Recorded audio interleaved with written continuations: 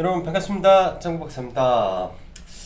매주 일요일날 항상 유튜브에 라이브를 진행을 했는데 오늘은 라이브를 조금 하기가 좀 상황이 여의치가 않아서 영상으로 대체를 해야 되겠습니다. 어차피 월요일 시황 관련해서 이제 주말에 따로 영상을 안 만들었기 때문에 이 부분이 오늘은 좀 나을 것 같고요. 지금 사실 종목, 즉 개별 종목에 대한 어떠한 코멘트보다는 시장 전체에 대한 이 위치와 향후 스케줄에 대한 부분을 좀 더 생각을 하는 시점이 더 좋지 않겠냐라는 생각을 합니다. 이미 위에서 물려있는 종목 제가 봤을 때는 어쩔 수가 없어요. 굉장히 가슴 아프고 안타깝고 힘들지만 그러한 종목들을 다 잘라내면 이게 주식이라는 게 또 올라갈 때는 또 살 수가 없습니다. 하락할 때 주식 없으면 상승장에 주식 없다고 그 말이 앞으로 저에게 한 달 반 이후에 분명히 뇌리에 기억이 날 거라고 저는 생각을 하고 있고요. 지수는 그렇습니다. 제가 카페에다가 이제 지수에 대한 코멘트를 간단하게 적었는데 6개월의 이 상승 이후에 지금 이 상승 안에는 이게 이제 존재를 하는 거죠. 이 상승과 이 하락 안에는 다시 조그만한 이 파동이 존재를 합니다. 올라가면서 내려왔다가 올라왔다가 이렇게 가는, 흔히 말하면은 이러한 파동을 우리는 엘리어트 파동이라고 합니다. 엘리어트 파동의 이 하나의 큰 국면이 완성이 됐고요. 그럼 그 이후에 나오는 하락 A, B, C 파동이 전개가 되는데 제가 볼 때는 지금의 하락 파동은 A 파동에 불과하지 않겠냐라는 생각을 해요. A 파동에서 지금 뭐 B의 반등이 나왔고 앞으로 C 파동이 진행이 되는데 이 C 파동이 완성이 되면 아주 큰 틀 안에서 이 하나의 국면이라고 하죠. 이 상승에도 12개 국면이 있다라고 하고 뭐 주기가 있다라고 하는데 사실 주식의 이론으로 따지면 너무나도 복잡하고 너무나도 많습니다. 그렇지만 시간 주기적으로 봤을 때는 그리고 향후에 발생된 이 일련의 사건들과 스케줄을 종합적으로 고려했을 때는 국내 증시의 바닥은 앞으로 한 달 반 정도 정확히 날짜로 찍어내 본다면 12월 14일 정도가 어떻게 보면 바닥 국면을 다지는 시점과 이 날짜지 않을까라는 생각을 조심스럽게 합니다.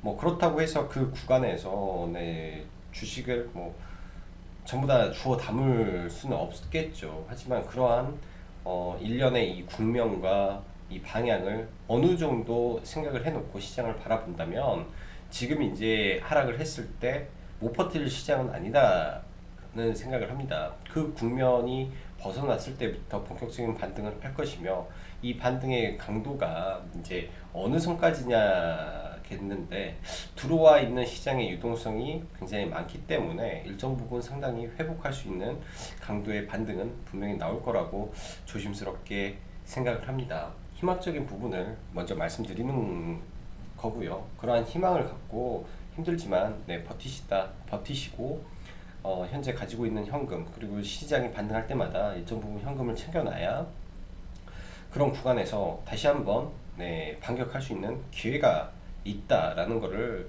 다시 한번 말씀드리는 부분이 되겠네요.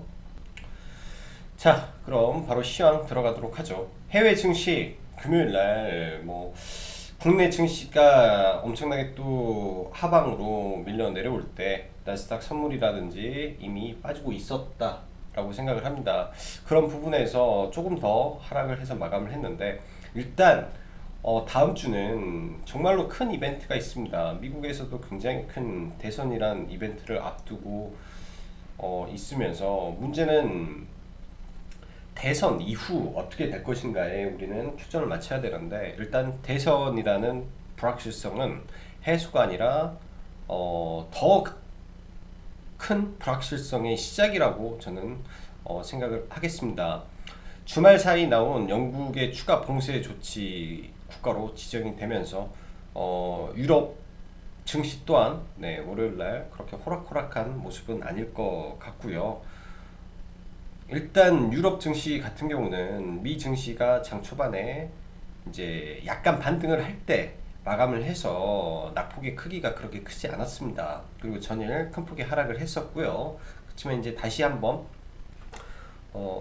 봉쇄 조치 국가가 늘어나고, 그 다음에 이탈리아와 스페인 상황도 심상치가 않은 가운데 유럽의 추가 국가들의 추가 봉쇄 국가들이 확산될 조짐을 좀 보이고 있다라는 점을 생각을 하면서 시장을 바라봐야 되고요.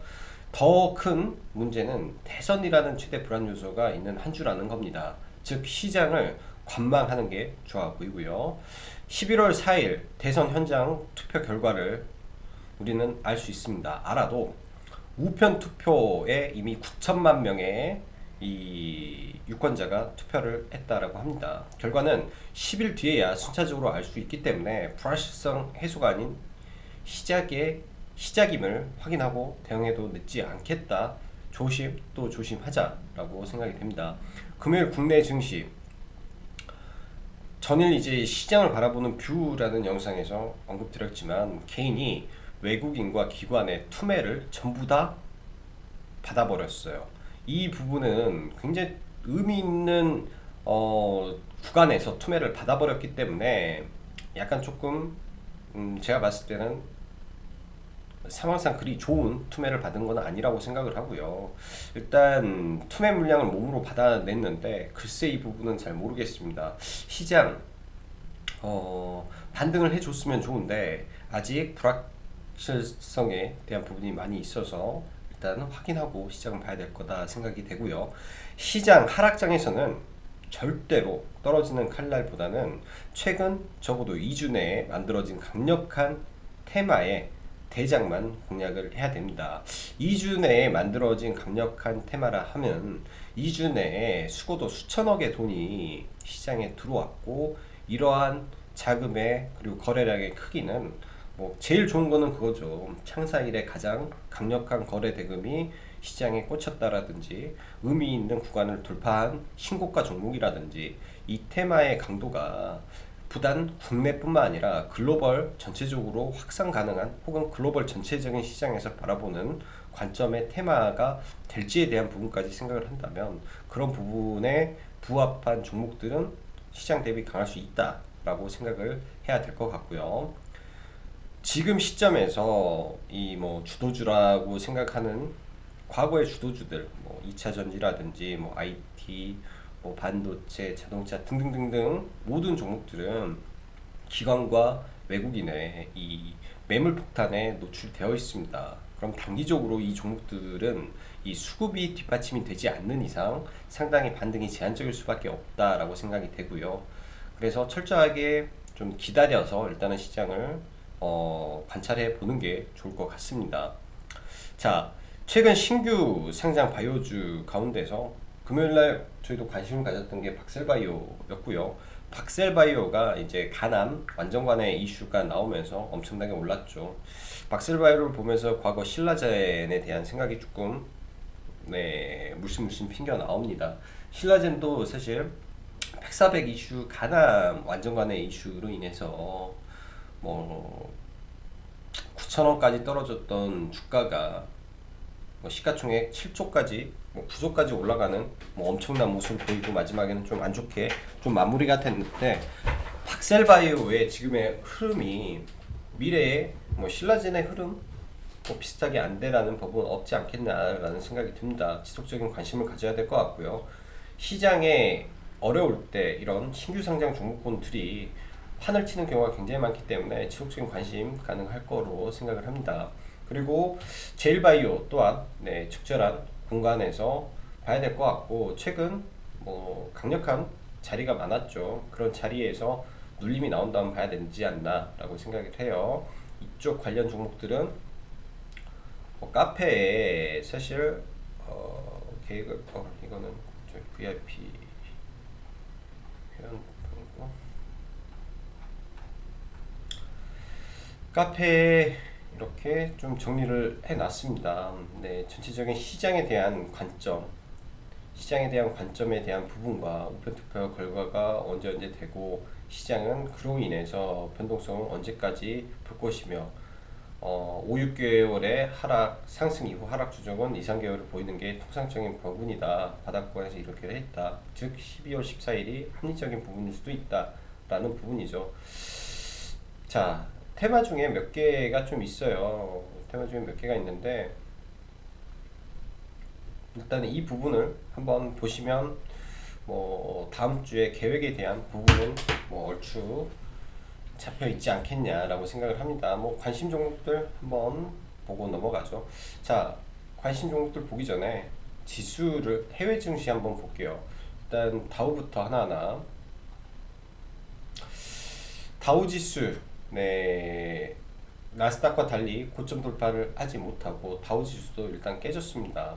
주요 지지 구간에서 일단은 뭐 버티고 있으나 여전히 얘네도 추세가까지 깨졌기 때문에 한 번 정도 더 내려올 가능성이 높고요. 나스닥도 사실 아래 꼬리는 잡아줬는데 문제가 이제 이 대선 불복 이슈가 나오면 뭐 총기 구매를 대량으로 늘렸다 뭐 등등 그런 온갖 시장 이슈들이 많아요. 그런 유혈 사태가 안 나왔으면 좋겠죠. 안 나올 거라고 생각을 하고요. 그러나 생각지도 못한 부분에서 문제가 터진다면 그거는 굉장히 또 안타까운 전 세계 글로벌 리더 국가에서 그런 일이 벌어지면 전 세계적으로는 굉장한 충격을 올 수가 있습니다. 그래서 현재 구간을 이 박스권 하단에서 지켜준다라기보다는 깰 수도 있다라는 관점을 한번 정도 생각을 하고 대응을 하는 게 어떨까라는 생각을 합니다. 각각 이 이평선이라는 건 그래요. 첫 자리는 무조건 거의 대부분 반등이 나오게 되어 있어요. 이평선의 첫 자리.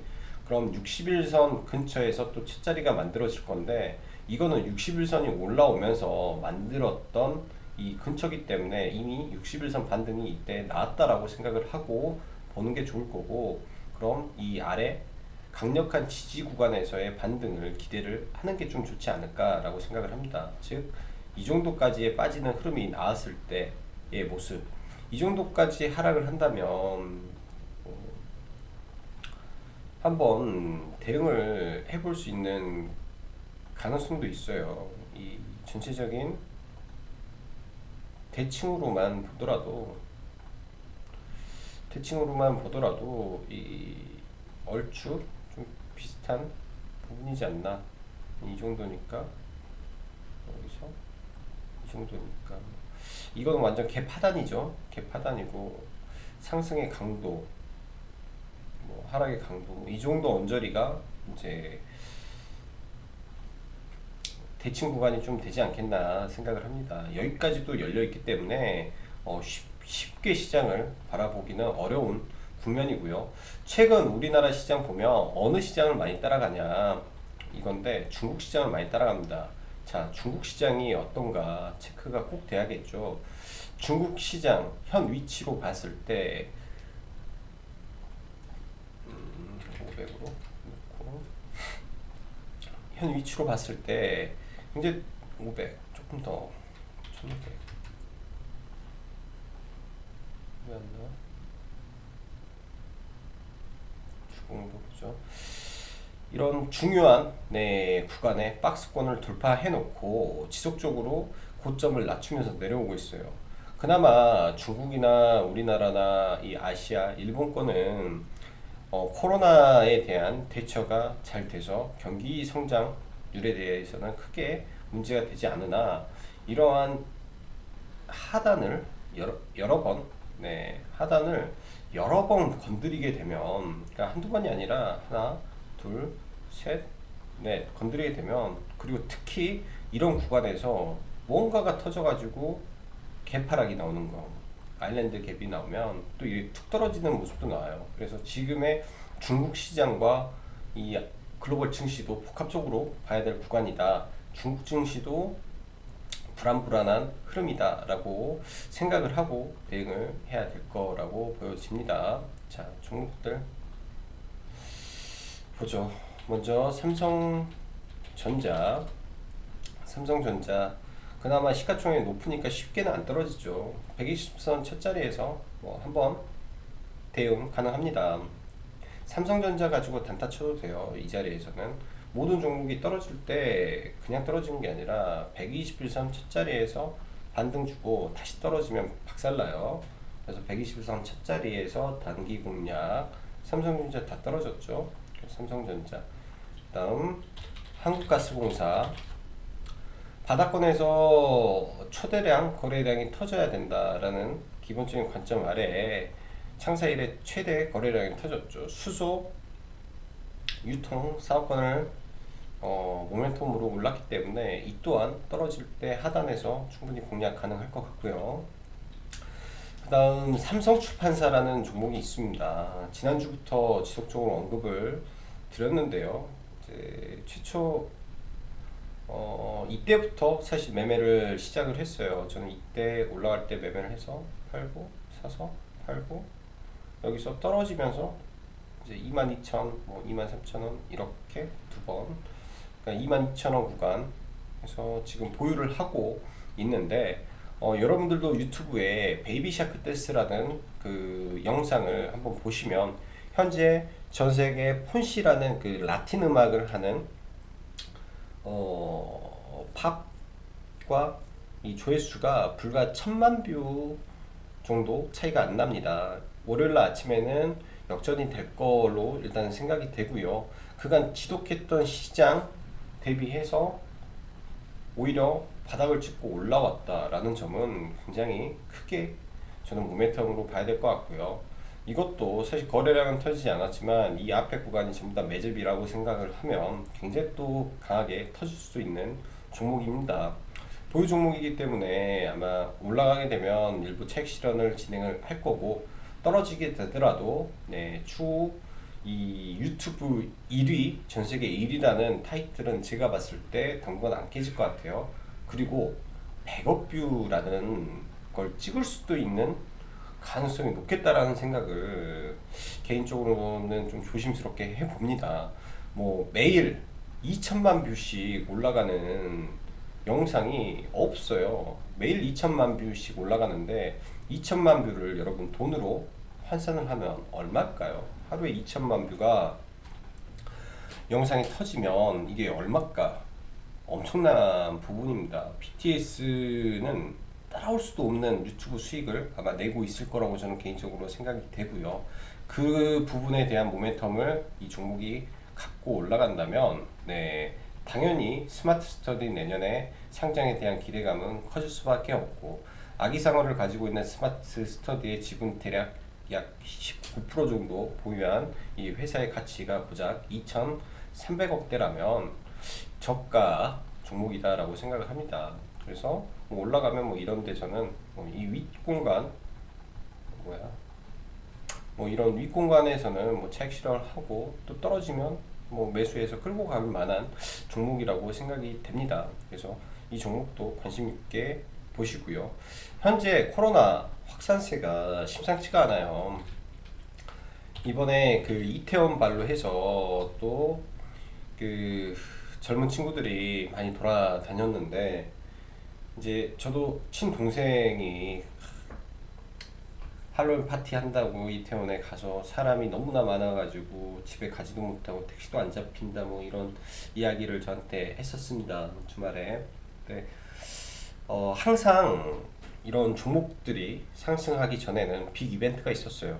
지난번에도 5월달에 이태원발 이슈가 있었고 광화문 집회 이슈가 있었죠. 광화문 집회가 끝난 이후에 바로 터진 게 아니라 광화문 집회 2주 동안에 이 확진자 추세를 보다가 갑자기 급증하는 모습을 보입니다. 자, 그렇다면 앞으로 2주 안에 다시 확진자 증가 추세가 폭발적으로 늘어나게 된다면 어떤 게 수혜를 받을까 라는 고민을 해봐야 되는데요.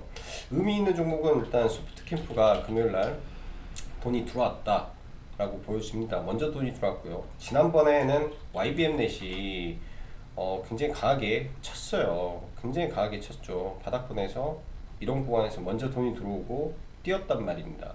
여기에서 이미 사실 자금이 들어왔고 여기에서 2차 파동, 뭐 3차 파동을 만들었죠. 이 구간에서 YBM넷도 가능성은 여전히 놓고 봐야 되고, 소프트캠프도 네, 관련 종목으로 놓고 봐야 됩니다. 시가총액이 600억대이기 때문에 뭐 이런 종목에 큰 자금이 들어갈 수는 없겠지만 충분한 테마의 가능성을 열어놓고 봐야 될 것 같고요. 자, 그 다음에 KPM테크는 손절해서 빼고, 우리기술 투자를 한번 보죠. 네, 가상화폐 이슈가 많아요. 우리기술 투자. 이 종목은 참 공부할 거리가 많지 않을까라고 생각을 하고, 이 당시에도 네, 이런 강한 파동을 준 다음에 몇 번의 눌림을 줍니다. 즉 이런 모습이 지금의 구간일 수도 있는 겁니다. 이 윗꼬리 주고 페이크를 만들고 올라갈 수도 있다라는 거죠. 페이크를 주고 결국은 올라간다라고 생각이 들어요. 지금 올라간다라고 생각이 들고, 여기에서 올렸기 때문에 살짝 깨고 이 구간을 지지만 해주면 다시 쌍바닥 잡고 올릴 거기 때문에 분봉 안에서의 흐름을 집중해서 체크가 중요하지 않겠냐라고 생각을 합니다. 크게 열어놓고 분봉상 뭐 이런 구간들부터 분할 매수 관점을 한번 연구를 해봐야죠. 이런 구간에서 지켜주면 네, 시장이 문제가 돼서 이런 종목이 투매가 떨어지면 한번 볼 수 있는 거예요. 강한 종목 안에서 투매가 떨어지면. 자, 그리고 제일약품 거래 대금이 매일 5천억씩 터지고 있는 종목입니다. 매일 5천억씩 막 빵빵 터졌죠. 자, 떨어지면 이런 공간이 돌파 구간이기 때문에 봐야 됩니다. 거래량을 증가시키면서 올린 종목이기 때문에 떨어지면 강한 반등이 나올 수 있겠죠. 그래서 이런 종목으로 압축을 해서 월요일장 잘 대응하시고요. 자, 오늘 이제 그 쪽지가 와서 라이브 때 또 질문 주신다라고 하시는데, 가입은 내일 아침까지만 해가지고 10월달 가입은 마무리를 하겠습니다. 생각 있으신 분들은 네, 오늘까지만 해서 받고 이 다음에 다시 또 진행을 할 테니까 그 다음 기회를 네, 기회에 뭐 관심 있으시면 네, 신청하시면 될 것 같네요. 자, 오늘도 늦은 시간까지 시청해 주셔서 감사하고, 여기까지 짱구 박사였습니다. 감사합니다.